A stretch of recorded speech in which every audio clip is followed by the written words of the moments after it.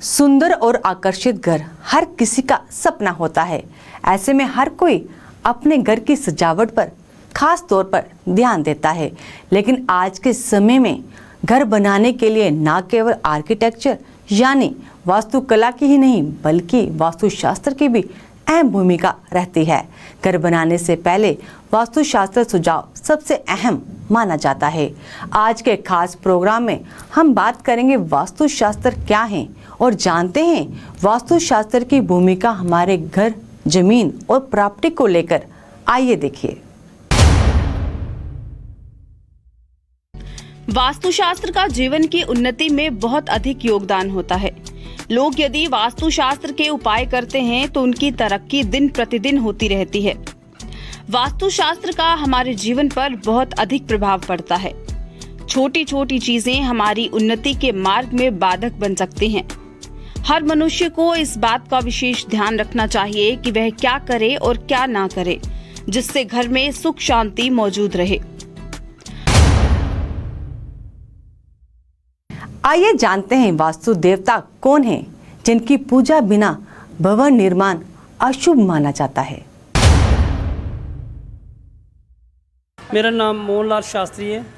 हम गांधीनगर के निवासी हैं, यहीं के निवासी हैं और केदारेश्वर मंदिर में रहते हैं। तो यहाँ पे हम इस मंदिर में पूजा पाठ करते हैं। तो सुबह और शाम तो इधर ही बैठे रहते हैं भगवान की चरणों में। इनके ही सेवक हैं भगवान जी की। जी हाँ, वास्तुशास्त्र। हाँ जी, ये पूछ रहे हैं कि वास्तुशास्त्र के बारे में हम ये पूछ रहे हैं कि वास्तुशास्त्र होता क्या है।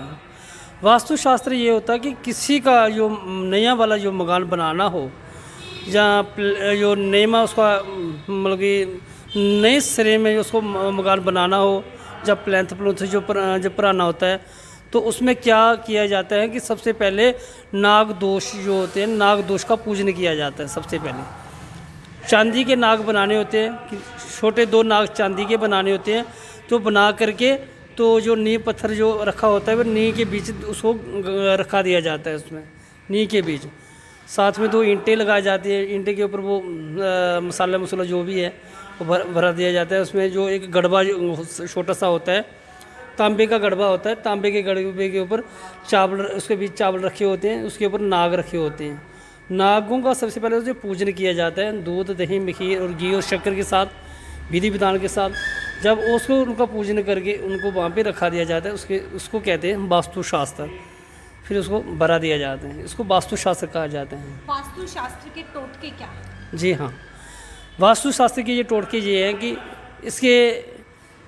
उसको काल सर्प दोष भी कहा जाता है। गृहस्थी के लिए ये बड़ा शुभ माना जाता है कि वो जो नियम होते हैं, नियम के अनुसार ही इनकी पूजा की जाती है। तो उसमें उसके बीच ही रखा जाता है। मतलब कि उसके क्या होता है कि उसके अनेक फ़ायदे होते हैं। उसके काल सर्प दोष वगैरह ये सारे मतलब हट जाते हैं। वो गृहस्थी जो आश्रम होता है वो धर्म की ओर बढ़ता जाता है, प्रवृत्ति की ओर बढ़ता जाता है। मतलब कि धर्म की ओर वो बढ़ता जाता है। मतलब हर प्रकार का उसमें दोष वो वाला दोष नहीं रहता। जी हाँ, जो उसका ये सबसे पहले जब ये पूरा गृहस्थी आश्रम बन जाता है, वो जब गृहस्थी आश्रम बनता है तो उसमें क्या करते हैं, पंडितों को बुला करके, जो पंडित विद्वान ब्राह्मणों को बुला करके। पूजा कक्ष घर का सबसे पवित्र कक्ष होता है। इस कमरे के माध्यम से पूरे घर को दिव्य सकारात्मक ऊर्जा प्राप्त होती है। इसलिए ये बहुत महत्वपूर्ण है कि यहाँ वास्तु नियमों का पालन किया जाए। आइए बात करें पूजा घर को बनाने से पहले वास्तुशास्त्र के अनुसार किन बातों का रखें विशेष तौर पर ध्यान। काल सर्प दोष वगैरह ये सारे मतलब हट जाते हैं। वो गृहस्थी जो आश्रम होता है वो धर्म की ओर बढ़ता जाता है, प्रवृत्ति की ओर बढ़ता जाता है। मतलब कि धर्म की ओर वो बढ़ता जाता है। मतलब हर प्रकार का उसमें दोष वो वाला दोष नहीं रहता। जी हाँ, जो उसका ये सबसे पहले जब ये पूरा गृहस्थी आश्रम बन जाता है, वो जब गृहस्थी आश्रम बनता है तो उसमें क्या करते हैं, पंडितों को बुला करके, जो पंडित विद्वान ब्राह्मणों को बुला करके अपने घर में उनको बुलाते हैं। घर में बुलाते हैं जब, फिर उनका जो हमें मंडप वगैरह बनाया जाता है, मंडप के ऊपर अच्छी तरह से उनको 4 चौके वेदी बनाई जाती है, इर्द गिर्द वेदी बनाई दी जाती है। तो वेदी का जो पूजन होता है और स्तंभों का भी पूजन होता है, गृहस्थी आश्रम का पूजन होता है। तो इसे हम लोग गृहस्थी आश्रम में ऐसी तरह से पूजा की जाती है, ब्रह्मा विष्णु महेश सबका जो पूजन किया जाता है इसमें। और विशेष माता सरस्वती, माता गायत्री का जाप किया जाता है। तो उसके बाद हवन विधि वगैरह जो जैसे भी करनी होती है वैसे हम करवाते हैं। बस यही नियम है इनकी, अहम नियम यही है इनकी, जो मैंने बता दिया ये अहम नियम है इसकी। जी हाँ। मानव जीवन को सुखद और सुगम बनाने में वास्तुशास्त्र का महत्वपूर्ण योगदान होता है। हम बात करें वास्तुशास्त्र से जरूरी कुछ अहम सुझाव, आइए देखिए। कारोबार में उन्नति होती रहे, गृह क्लेश ना हो, लोगों में आपसी सामंजस्य बना रहे, घर में रहने वाले सभी सदस्यों की निरोगी काया हो, इसके लिए वास्तुशास्त्र में छोटी छोटी सावधानियां बताई गई हैं, जिसको अपनाने से मनुष्य सुख समृद्धि पाने के साथ साथ स्वास्थ्य और निरोगी भी रह सकता है। वास्तुदेव को भगवान शंकर के पसीने से उत्पन्न माना गया है। मान्यता है कि ब्रह्मा के कहने पर देवताओं ने उन्हें औंधे मुंह गिरा दिया था। तब से इनके शरीर के अंगों की दिशा के अनुसार उनके पूजन का विधान है। जहां कमरों से लेकर रसोई व पढ़ाई से लेकर पूजा घर तक हर कमरे भी वास्तु की दिशा को ध्यान में रखकर बनाना ही उचित माना गया है। वहीं ये माना जाता है कि ऐसा नहीं करने से भूमि के मालिक की सुख शांति भंग हो सकती है। कम ही लोग जानते हैं कि वास्तु देवता की प्रसन्नता हर घर के लिए जरूरी है। इसलिए वास्तु देवता को भूमि और भवन के देवता के रूप में पूजा जाता है। पूजा कक्ष को ध्यान में रखने के लिए कुछ सबसे सामान्य वास्तु नियम हैं, जैसे कि कभी भी शौचालय के बगल में या एक के बगल में पूजा कक्ष का निर्माण ना करें। गायत्री मंत्र का जाप सब इकट्ठे होकर ये जरूर करें, या जो बड़े हैं घर के वो गायत्री मंत्र का जाप करें।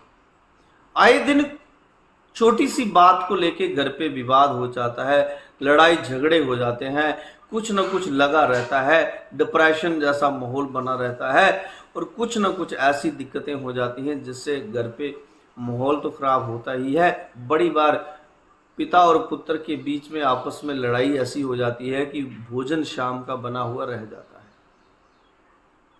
तो इसके लिए मैं सबको यही कहूँगा, गायत्री का जाप करें, मीठे का दान करें, सूर्य देव को रोज जल दें। जब आप सूर्य देव को रोज जल देंगे तो आपको अच्छे ही बेनिफिट मिलना शुरू हो जाएंगे। जो बच्चे या बड़े सच्चे दिल से लगातार आप 2-3 चीजें घर पे कर देते हैं, जैसे सुबह मैंने कहा गायत्री मंत्र का जाप, सूर्य देव को आप जल दें और साथ साथ में सूर्य देव आपको अच्छे फल देना शुरू करें। गायत्री मंत्र का जाप करें, गणेश जी की आरती करें, गणेश भगवान की, गौ माता की बीच बीच में, जब जैसे आज संडे है, अगर आप गवर्नमेंट सर्विस करते हैं या प्राइवेट काम करते हैं, अगर आज आपको छुट्टी है, आपके पास समय है, तो ज़रूर जाए गौशाला में। यथाशक्ति अनुसार जो हो सके हरा चारा, गुड़ ये आप खिलाएं, आपको अच्छे फल ही ज़रूर मिलेंगे। तो छोटे छोटे उपाय करने से प्रभु का आशीर्वाद मिलता है। अब देखो, जैसे पिता और पुत्र के आपस में रिलेशन अच्छे नहीं है, छोटी छोटी बात पे लेकर लड़ाई झगड़ा लगता है, विचारधारा में दिक्कत आती है। हालांकि देखा जाए तो माता पिता यही बच्चों को कहते हैं कि अच्छे कर्म करो, अच्छे काम करो, पढ़ाई अच्छी करो। बाद में अगर वो बिजनेस करते हैं तो यही कहते हैं कि बुरी संगत से दूर रहो। अच्छा कहना है उनका, क्योंकि माता पिता कभी भी बच्चों को ये नहीं कहते कि आप बुरी संगत में जाओ। वो हमेशा यही कहते हैं कि आप समय से घर आओ, समय से घर से जाओ काम के लिए और अच्छी शिक्षा ग्रहण करो। लेकिन ये यहाँ पे बच्चों का कसूर भी नहीं है और यहाँ पे माता पिता का भी। यहाँ पे आ गया स्टारों का टकराव। जब आपस में स्टार ही मिले ना, स्टारों में दिक्कत आना शुरू हो जाए तो नेचुरली परेशानी आती है, आपस में विचारधारा की दिक्कत आती है। तो वो विचारधारा इतनी खराब हो जाती है कि बाद में बातचीत खत्म हो जाती है। तो ओवरऑल ये स्टारों को ठीक करना बहुत ज़रूरी है। जो मैंने आपको बताया है, गुड़ गेहूं का दान, ये चीज़ें करते रहना चाहिए। हर संडे को आप रूटीन बना लें, और हर संडे को आप ये भी रूटीन बना लें कि आप गायत्री का अगर रोज़ 10-15 मिनट तो ज़रूर करें, लेकिन हर संडे को 2-3 मालाएं जितना आपसे हो सके आप गायत्री का जाप करें। उम्मीद करती हूँ कि हमारे द्वारा दी गई जानकारी से आपके मन में वास्तुशास्त्र के प्रति जो भी सवाल थे उन सभी सवालों का जवाब मिल गया होगा और आप वास्तुशास्त्र के महत्व को समझ पाए होंगे। आपको बता दें कि हमारे द्वारा दी गई सभी जानकारी सामान्य ज्ञान पर निर्भर है और हमारी टिप्स को फॉलो करने से पहले आप अपने पंडित जी या वास्तुशास्त्री जी से संपर्क अवश्य करें। आज के प्रोग्राम में बस इतना ही। हम फिर हाजिर होंगे मेरी सहेली के एक नए प्रोग्राम में कुछ नई और महत्वपूर्ण जानकारी के साथ। तब तक रखिए अपना ख्याल। धन्यवाद।